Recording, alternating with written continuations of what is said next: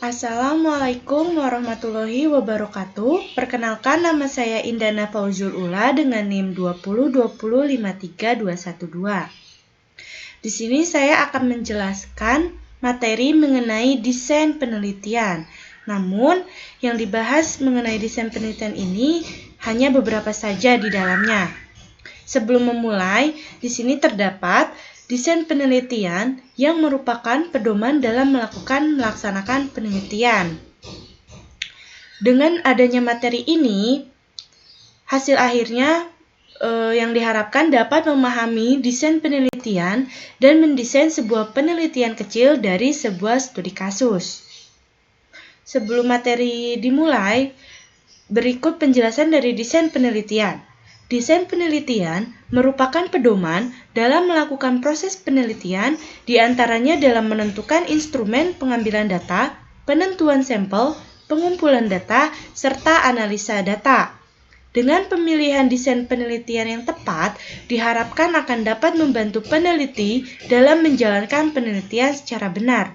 Tanpa desain yang benar, seorang peneliti tidak akan dapat melakukan peneliti dengan baik karena tidak memiliki pedoman penelitian yang jelas. Berikut materi dari desain penelitian yang akan saya jelaskan. Yang pertama, terdapat tipe-tipe desain penelitian. Ada beberapa terminologi antara metode penelitian dengan metodologi penelitian yang hingga saat ini masih banyak orang rancu memahaminya. Metode adalah bagian dari metodologi, baik berupa metode, teknik, prosedur, dan berbagai macam alat atau tools dengan tahap-tahap tertentu dalam suatu penelitian disebut dengan metodologi. Metode penelitian atau yang bisa juga disebut dengan desain penelitian yang digunakan dalam penelitian ada beberapa macam. Cara mengkategorisasikan penelitian berdasarkan riset desainnya dibagi berdasarkan yang pertama ada dikotomi penelitian dasar dan yang kedua penelitian aplikatif. Contoh metode penelitian dalam sebuah metodologi penelitian diantaranya yang pertama ada metode pengumpulan data. Metode pengumpulan data merupakan data atau teknik maupun cara yang dilakukan untuk mengumpulkan data, di mana metode menunjuk pada suatu cara sehingga bisa diperlihatkan jangkauannya atau penggunaannya melalui angket penelitian, bisa juga melalui dengan wawancara, bisa juga dengan pengamatan, atau bisa juga dengan tes, dokumentasi, dan lain sebagainya. Pengumpulan data ini contohnya ada pengumpulan data sekunder dan pengumpulan data primer. Primer itu ada data kualitatif dan data kuantitatif. Dan yang kedua adalah metode pengolahan data, yaitu dengan menguji hipotesis yang harus berkaitan dan berhubungan dengan permasalahan yang diajukan. Jenis data yang akan menentukan apakah penelitian menggunakan teknik kualitatif atau kuantitatif. Jadi pengolahan datanya ini bisa dengan teknik kualitatif atau teknik kuantitatif sesuai data yang akan diolah. Yang selanjutnya, di sini terdapat macam-macam desain penelitian. Yang pertama ini terdapat 7 desain penelitian. Yang pertama ada korelasional, kausal komparatif, eksperimental, etnografik, historical, action research, dan survei. Namun yang dibahas hanya beberapa saja. Metodologi penelitian tersebut bisa berupa hasil dari kerangka konseptual dan asumsi yang digunakan dalam penelitian dan bisa juga merupakan elaborasi dari berbagai hasil penelitian. Sebagai contoh, dalam analisis dan perancangan sistem informasi, misalnya SDLC. Yang pertama, pada waktu melakukan planning, kita bisa menggunakan teknik wawancara untuk menangkap apa yang digunakan oleh klien. Kita juga bisa menggunakan brain chart untuk project plan-nya, perencanaan project-nya. Kedua, menggunakan template tertentu untuk menuliskan apa yang menjadi bisnisnya, constraint. Dan yang ketiga, pada tahap analisis mengcapture functional requirement dan non-functional requirement. Ada beberapa macam desain penelitian yang bisa kita pilih sesuai dengan penelitian yang ingin kita lakukan. Antara lain, yang pertama ada metode korelasional. Metode korelasional atau metode korelasi adalah suatu penelitian untuk mengetahui hubungan dan tingkat hubungan antara data dua variabel atau lebih tanpa ada upaya untuk mempengaruhi variabel tersebut sehingga tidak terdapat manipulasi variabel. Yang kedua ada metode kausal komparatif. Artinya, metode kausal komparatif adalah suatu penelitian yang baik untuk berbagai keadaan kalau metode yang lain lebih kuat. Jadi, suatu metode yang penelitiannya baik dalam berbagai keadaan pada metode yang digunakan. Yang ketiga ada metode eksperimental. Adalah metode prosedur penelitian yang dilakukan untuk mengungkapkan hubungan sebab akibat dua variabel atau lebih dengan mengendalikan pengaruh variabel yang lain. Kemudian ada metode etnografik. Metode etnografik adalah metode penelitian berdasarkan pengamatan terhadap sekelompok orang dengan lingkungan yang alamiah ketimbang penelitian yang menekankan latar formalitas. Biasanya ini digunakan dalam bidang sosial. Yang kelima, ada metode historical research. Artinya, metode historical research ini metode sejarah dalam pengertiannya yaitu penyelidikan atas suatu masalah dengan mengaplikasikan jalan pemecahannya dari perspektif historis. Yang keenam, metode survei dan action research, di mana penelitian ini para penelitinya terlibat langsung di dalamnya, jadi melakukan survei langsung. Berarti penelitian ini digunakan dalam penelitian bidang sosial. Yang ketujuh, dalam bidang ilmu teknologi informasi, desain penelitian yang paling banyak digunakan adalah desain eksperimental dan studi kasus. Untuk lebih jelasnya, masing-masing dari metode penelitian di atas akan diuraikan secara lebih rinci. Nah, di sini yang pertama ada riset eksperimental. Riset eksperimental merupakan research that allows for the cause of behavior to be determined. Untuk menggambarkan riset eksperimental bisa dilakukan pada dua kelompok, di mana kelompok satu disebut kontrol tanpa diberi perlakuan apapun. Sedangkan pada kelompok 2 diberikan perlakuan atau treatment. Jadi yang kelompok 1 itu kontrolnya itu diberi tanpa diberi perlakukan ataupun kontrol apapun lah. Terus sedangkan kelompok yang kedua itu dilakukan treatment, diberikan treatmentnya. Jadi diasumsikan kedua kelompok ini sebenarnya sama. Namun, ada beberapa faktor yang terkait dengan penelitian eksperimental, antara lain. Yang pertama ada independent variable 4, yang merupakan faktor yang bisa dimanipulasi. Yang kedua, independent variable atau IV. Yang kedua, dependent variable DV adalah faktor yang tidak bisa dimanipulasi atau faktor tetap. Yang ketiga, experimental condition atau group merupakan grup atau kelompok yang merupakan manipulasi dari eksperimen. Yang keempat, control condition, grup yang merupakan kumpulan grup yang tidak termanipulasi. Yang kelima, confounding variable, misalnya cuaca, hama, kesuburan lahan, tapi tidak diukur. Namun, harus disebutkan inilah yang disebut dengan batasan penelitian. Yang keenam, and uncontrolled variable yang merupakan variabel yang diikuti dengan independent variable. Tadi, yang merupakan faktor yang bisa dimanipulasi. Misalnya penelitian eksperimental yang dilakukan pada 2 petak sawah. Pada petakan sawah pertama tidak diberikan pupuk, dan pada petak sawah yang kedua ternyata diberikan pupuk. Jadi itu merupakan contohnya dengan melakukan penelitian eksperimental. Contoh lainnya, misalnya, apakah ada pengaruh peningkatan hasil belajar mahasiswa yang menggunakan e-learning dengan yang tidak menggunakan e-learning? Bila dengan adanya e-learning hasilnya lebih baik, maka benar adanya bahwa e-learning efektif meningkatkan proses pembelajaran.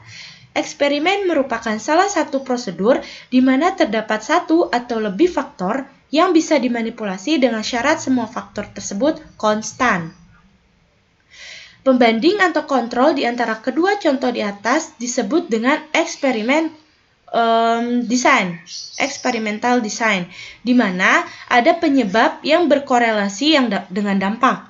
Penyebab muncul sebelum dampak atau bisa juga disebabkan oleh adanya kemungkinan faktor-faktor lain yang berpengaruh. Contoh lainnya, perlakuan yang diberikan pada 2 petak tanaman jagung yang diberikan pupuk. Pada tanaman jagung, ada hal yang diasumsikan sama, tetapi ternyata hasilnya tidak sama. Hal ini bisa diakibatkan oleh beberapa faktor yang berpengaruh. Salah satunya adalah tingkat kesuburan tanah yang berbeda sehingga memberikan hasil yang berbeda pula. Inilah yang kita sebut sebagai kelemahan dari desain eksperimental. Terkadang, asumsi yang digunakan merupakan dari dampak. Asumsi yang dikenakan dari dampak sebaiknya diungkapkan dalam tulisan. Misalnya, walaupun letak geografisnya berbeda, tingkat kesuburan dan tingkat kemiringannya sama. Atau gini, misalnya letak geografinya berbeda nih, tetapi tingkat kesuburan dan tingkat kemiringannya itu sama. Untuk membangun penelitian yang bersifat eksperimental, usahakan agar ada pembanding antara yang satu dengan yang lainnya. Dalam melakukan riset atau penelitian tidak ada yang sempurna, karena dalam penelitian terdapat hambatan-hambatan maupun batasan-batasan. Namun yang perlu diingat bahwa batasan dan hambatan yang dimaksud dalam penelitian bukanlah hambatan atau batasan yang terkait dengan diri pribadi, namun lebih ke arah keterbatasan pada penelitian itu sendiri. Misalnya karena penelitian ini cukup luas, maka penelitian yang dilakukan hanya dibatasi pada skop tertentu saja, dan bukan karena adanya keterbatasan waktu dan biaya yang sering diungkapkan dalam penulisan skripsi dan tesis. Di bidang ilmu komputer, banyak digunakan eksperimental riset, baik berupa simulasi, diatur jumlahnya, ada pembanding dan hasilnya berupa grafik. Misalnya grafik produksi dari beberapa kali panen dengan beberapa varietas yang berbeda. Metode yang didapatkan dengan eksperimental riset. Grafik produksi dari beberapa kali panen disebut dengan hasil penelitian. Metode dengan mendapatkan ini disebut dengan metode eksperimental. Sedangkan pada penelitian di bidang teknologi informasi juga sering digunakan penelitian eksperimental, baik berupa case study atau studi kasus maupun penelitian survei. Dalam desain eksperimental juga terdapat hubungan sebab akibat. Hubungan sebab akibat ini terjadi jika dampaknya merupakan efek dari korelasi. Hubungan sebab akibat ini terjadi jika dampaknya merupakan efek dari korelasi, dampaknya menimbulkan efek, dan juga kita bisa mencari penjelasan dari hubungan sebab akibat. Misalnya, untuk melihat hubungan sebab akibat antara sistem pembelajaran yang menggunakan e-learning dengan yang tidak menggunakan e-learning.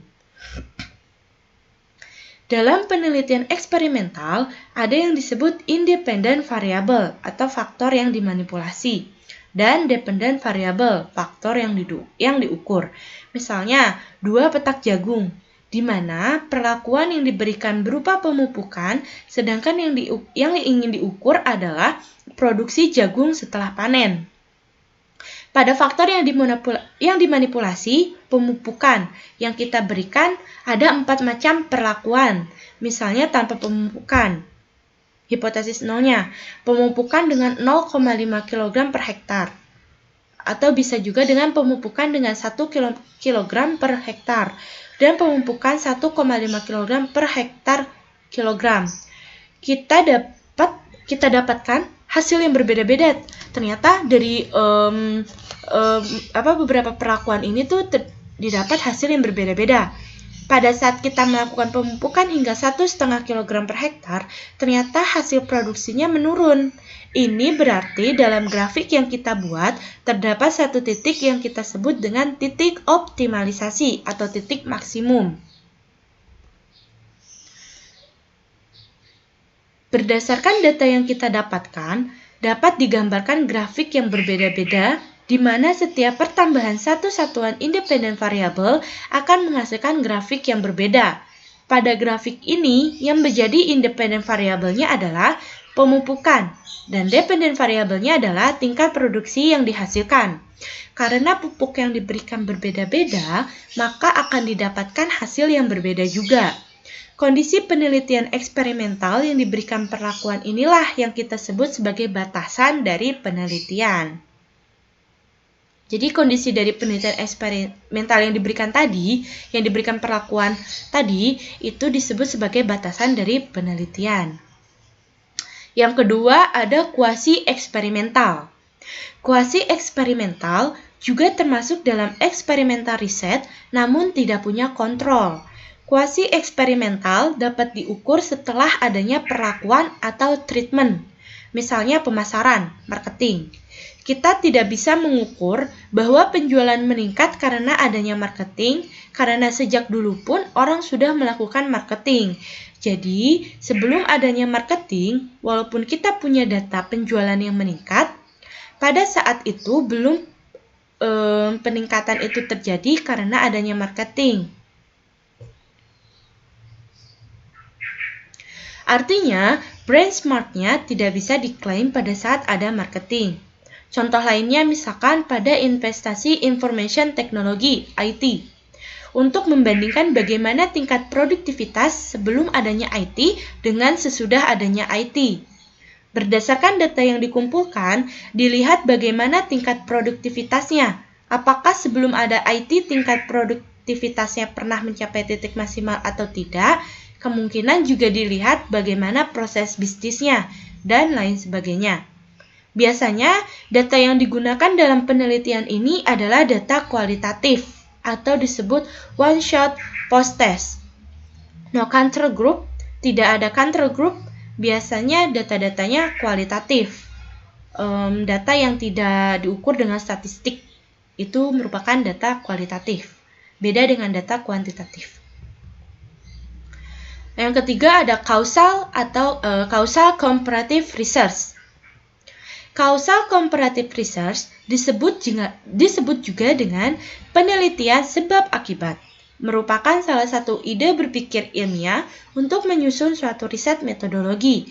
Penelitian kausal bisa dimasukkan dalam penelitian eksperimen, namun bisa juga dimasukkan dalam bentuk lain, misalnya dalam bentuk comparative research.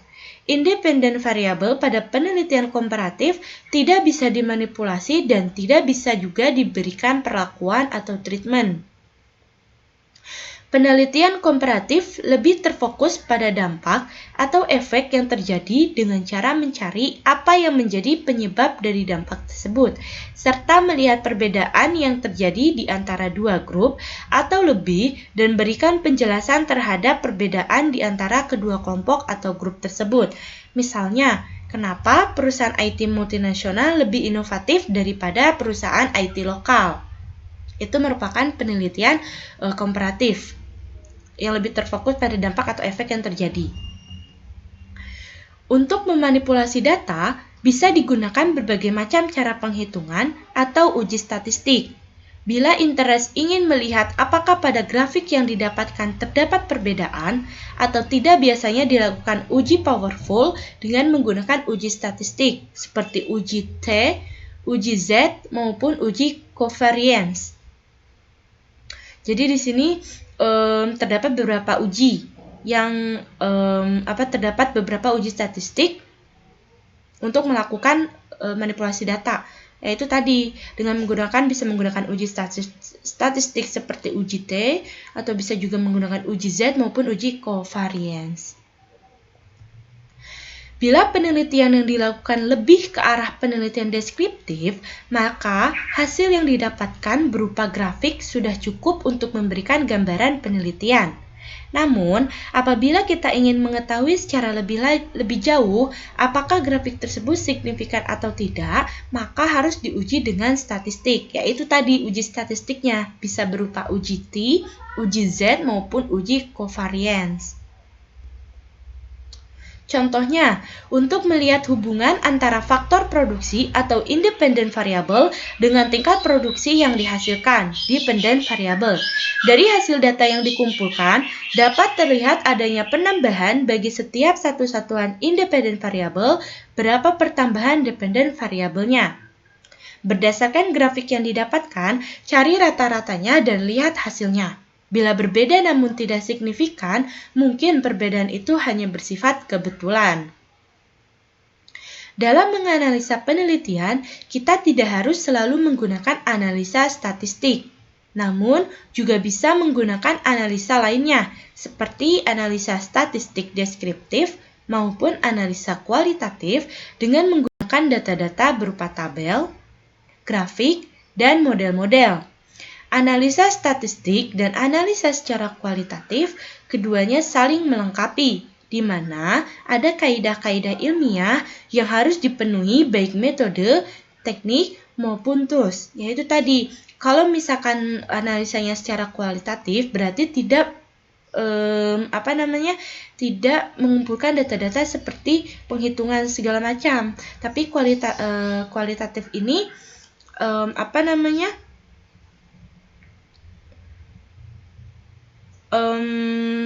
hanya mengumpulkan data-datanya saja tanpa memperhitungkan statistik yang ada. Kemudian, misalnya, kita tidak bisa mengatakan bahwa perusahaan IT internasional lebih inovatif daripada perusahaan IT nasional tanpa didukung oleh data hasil penelitian. Untuk mengungkapkan sesuatu yang bernilai ilmiah, harus didukung dengan data-data dan juga teori-teori yang mendukung. Penelitian yang dilakukan dengan pendekatan kualitatif biasanya memiliki sampel yang terbatas, sedangkan untuk penelitian kuantitatif, sampelnya cukup besar. Kombinasi dari kedua penelitian tersebut bersifat saling menguatkan.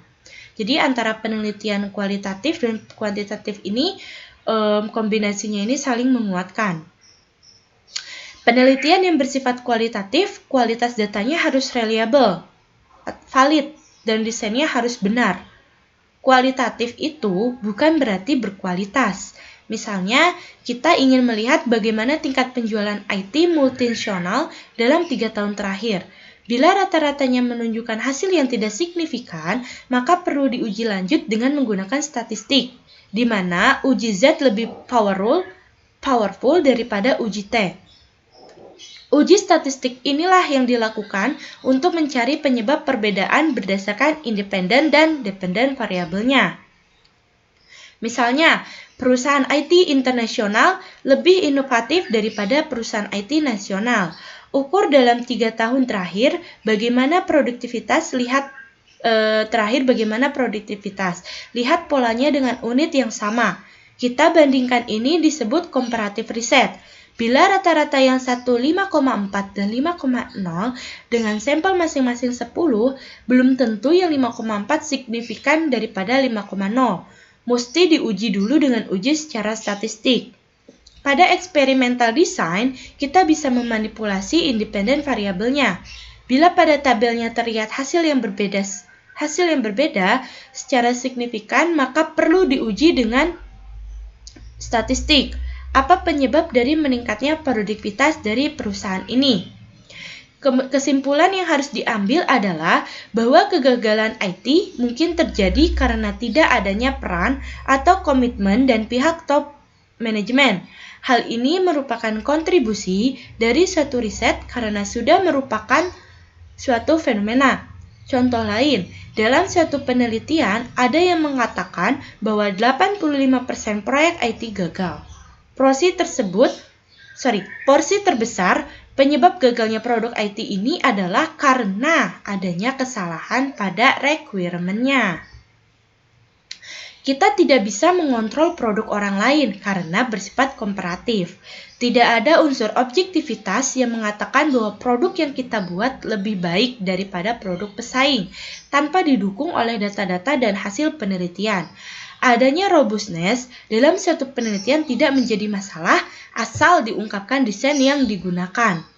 Data yang tidak valid diungkapkan kembali. Mendesain suatu riset berupa peluang di mana sistem informasi bisa diusulkan. Misalnya, sistem informasi untuk ketahanan pangan. Setiap lahan diukur produktivitasnya. Setiap ada perubahan, fungsi lahan bisa diolah. Sehingga data tahun lalu dengan data sekarang bisa di-overlap berapa perubahan yang terjadi. Misalnya berapa lahan persawahan yang berubah jadi lahan pemukiman. Hingga dibuat kebijakan yang tepat sasaran. Misalnya, tidak ada lagi izin untuk mendirikan bangunan karena mengancam ketahanan pangan nasional. Yang keempat, correlational research. Bentuk penelitian lain yang sering disebut penelitian kuantitatif ialah penelitian korelasional atau ex post facto. Penelitian ini dilakukan untuk melihat hubungan di antara dua variabel. Korelasi tidak menjamin adanya causality atau hubungan sebab akibat, tetapi causality menjamin adanya korelasi.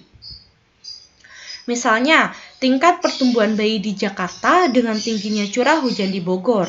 Semakin tinggi curah hujan, semakin tinggi tingkat kelahiran bayi. Lihat korelasinya bermakna atau tidak. Korelasi bisa diinterpretasikan walaupun geografisnya jauh. Kita harus kritis waktu melihat korelasi bermakna atau tidak. Bila tidak, maka korelasi tersebut akan gugur. Contoh lainnya, kita ingin melihat tingkat Gross National Product atau GNP. Suatu negara dengan adanya keterlibatan IT, maka hipotesis yang dibuat adalah semakin besar pembelanjaan IT suatu negara, semakin tingginya GNP-nya. Hipotesis tersebut bisa benar, tetapi bisa juga tidak. Untuk itu, maka perlu dikaji apakah benar strategi bisnis tertentu di negara tersebut terkait dengan peran IT, walaupun mungkin ada faktor-faktor lain yang tidak kita amati. Korelasi menghitung derajat keterhitungan antara dua atau lebih variabel. Bila kita melakukan korelasi, maka kita melakukan forecasting atau peramalan. Misalnya, ada hubungan antara IT investment dengan meningkatnya kinerja suatu perusahaan. Apakah hubungan tersebut bersifat causality? Maka harus dikaji dengan diteliti lagi faktor-faktor apa saja yang berperan di dalamnya. Selain korelasi dan causality juga perlu dibedakan antara asumsi dengan simulasi. Asumsi merupakan sesuatu yang take it for granted. Contoh, dua petak sawah diasumsikan tingkat kesuburannya sama, intensitas penerimaan cahaya materinya sama, cahaya mataharinya sama, kemiringan ketinggiannya dari permukaan lautnya juga sama. Contoh lain, simulasi untuk mengukur recall dan precision. Recall tidak bisa diukur. Bila kita mencari suatu artikel di Google, maka dalam menerapkan asumsi tadi, kita tidak akan tahu berapa jumlah dokumen yang relevan untuk diambil. Untuk itu, maka perlu diasumsikan bahwa untuk mengukur precision, maka jumlah dokumen yang relevan diambil dibagi dengan jumlah dokumen yang terambil. Recall ada berupa jumlah dokumen yang relevan, tapi tidak terambil, maka disimulasi untuk menggambarkan presisinya. Asumsi bukan tidak bisa diterima, bukan angka asumsi yang dipakai. Cari categorical interval yang telah dibuat orang lain. Cari referensinya. Bangun argumen, cari referensi interval yang telah dibuat oleh orang lain. Misalnya, ada suatu kasus yang mengukur kontaminasi udara dengan suatu alat ukur. Diukur diesel gensernya dengan diesel. Datanya tidak representatif. Karena data kontaminasi udara yang dilakukan diukur di samping knalpot motor atau mobil. Tidak bisa diasumsikan bahwa faktor-faktor lingkungan dianggap tetap. Pembulatan bedanya makin besar kemungkinan adanya kontribusi error dari pembulatan. Masalah teknis, asumsi berupa sesuatu yang tidak bisa kita teliti. Misal, normal distribution. Bila menguji IQ, harus diuji dulu normalitinya. Ada ketidaknormalan dalam sampel atau populasi. Misal, ada 10 orang autis akan merusak normality. Tidak pernah diujikan normality, namun hanya diasumsikan sampel yang representatif, maka dia menyebar normal. Fungsi normal diuji dulu tapi tidak dilakukan bahwa IQ rate 100 sampai 120 bisa dicacah atau disensus menyebar normal. Dalam korelasi tidak ada yang kontrol satu sama lain, sama saja perannya. Penelitian yang menggunakan teknik korasional adalah penelitian yang menyelidiki hubungan di antara beberapa variabel penelitian. Analisa data yang digunakan adalah analisa statistik dengan menggunakan uji regresi dan korelasi. Mungkin segitu saja yang bisa saya sampaikan, hanya beberapa metode desain penelitian yang bisa saya jelaskan. Mohon maaf apabila terdapat banyak kekurangan dan salah-salah kata. Wassalamualaikum warahmatullahi wabarakatuh.